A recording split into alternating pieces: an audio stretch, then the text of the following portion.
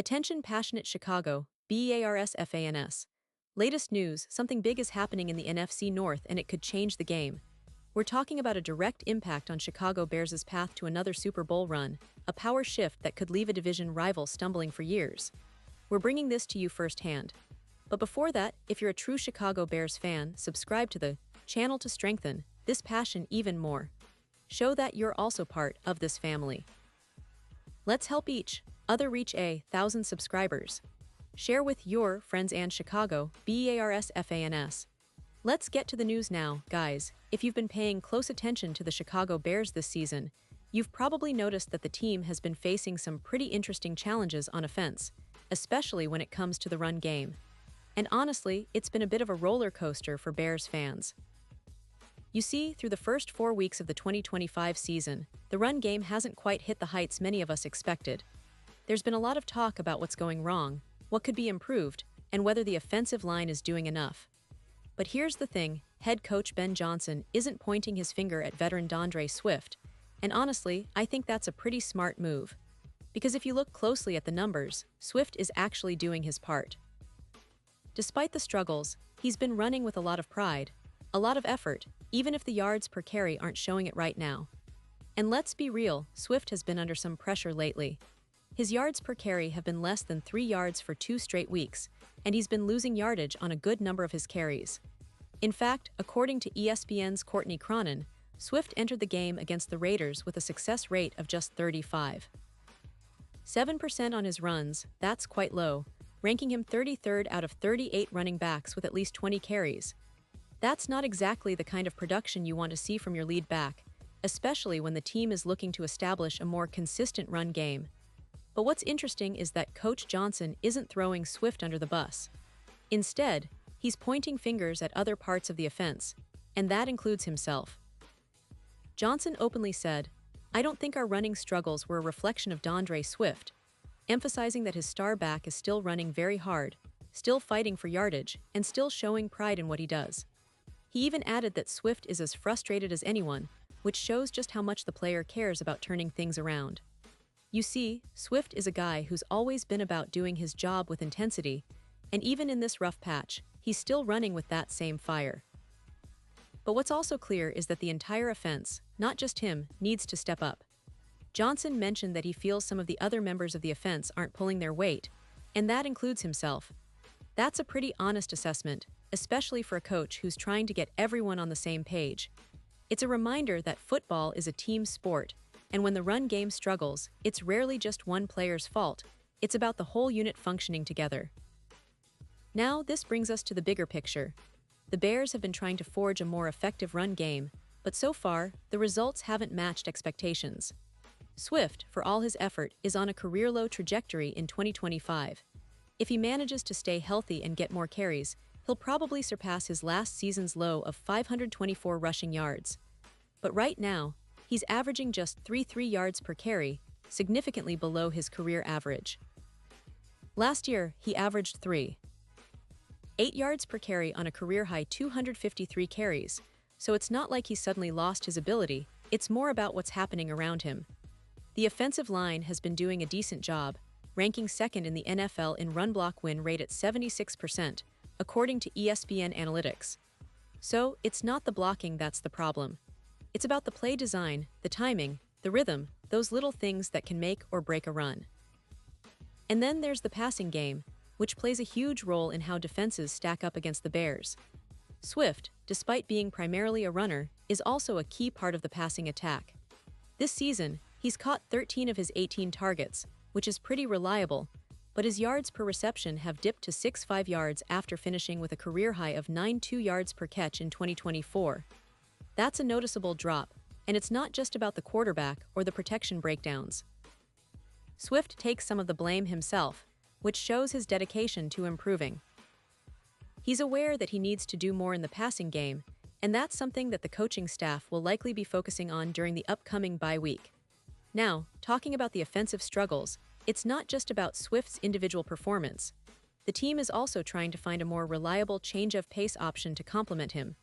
Rookie Kyle Monangai has shown flashes over the past few games, some good runs, some promising moments, but he's not quite the game changer yet. Meanwhile, Roscoe Johnson, who was expected to be a key part of the rotation, has been completely absent from the offense this season. He still hasn't taken his first offensive snap of 2025, and he's lost carries to DJ Moore, a wide receiver who's been very active in the run game, surprisingly enough. That's a strange development, but it also highlights the ongoing search for the right mix of players to make this run game more consistent. And that's where things get interesting. The Bears might look at tweaking their rotation after the bye week, trying to find that perfect tandem of backs to share the workload and keep defenses guessing. But even if they do that, it doesn't necessarily fix their bigger problem, inefficiency in the run game. Luckily, one thing that's looking good is their run blocking up front. According to ESPN Analytics, the Bears rank second in the NFL in run block win rate. That's a positive sign. It means the offensive line is doing its job, creating the holes and giving Swift and the others a chance. So if the blocking is solid, why isn't the run game more effective? Well, that points to the play calling, the execution, maybe even the timing. It's about making the most of those opportunities.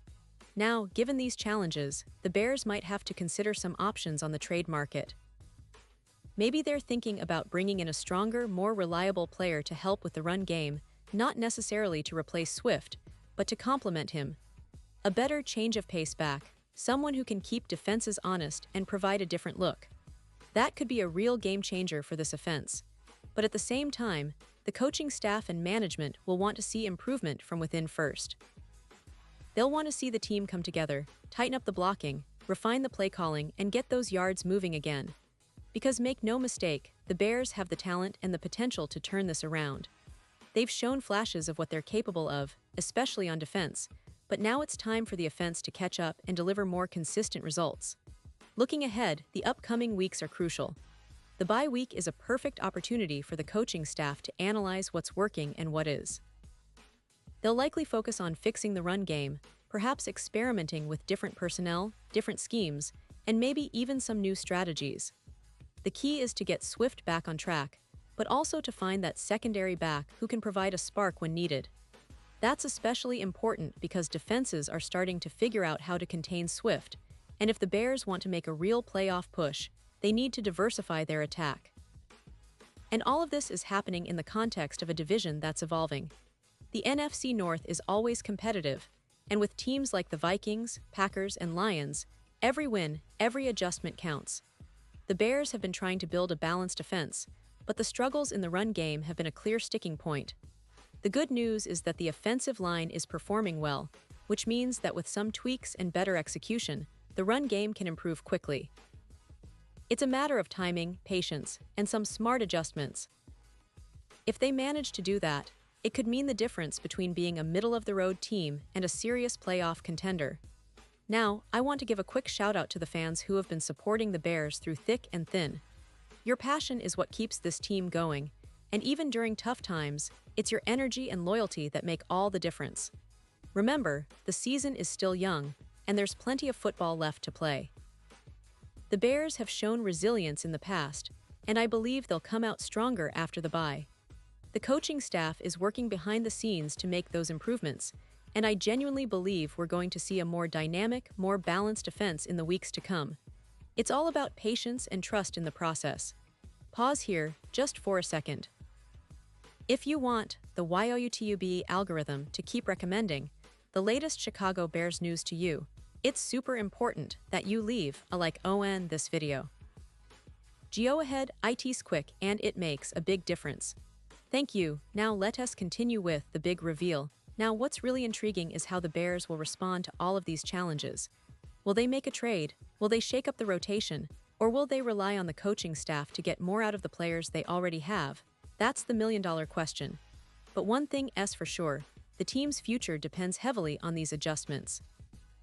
The NFC North is a tough division, and every game counts, especially when it comes to playoff positioning and seeding.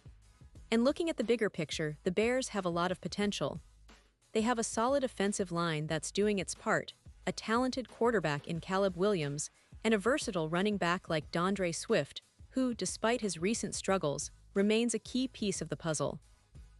The coaching staff's philosophy under Ben Johnson emphasizes smart, aggressive play calling and adaptability, qualities that will be crucial in overcoming these offensive hiccups. They're also well aware that the run game needs to be more consistent if they want to establish their identity and set the tone early in games.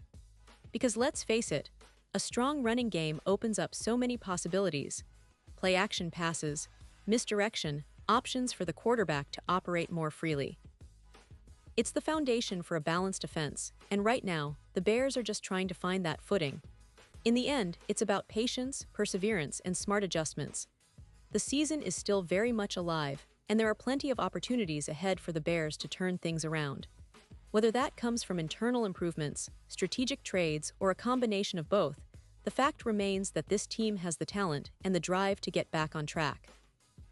The fans, the players, and the coaching staff all have a role to play in this journey. And with the right focus, they can make the necessary changes to become a truly dangerous team in the NFC North and beyond.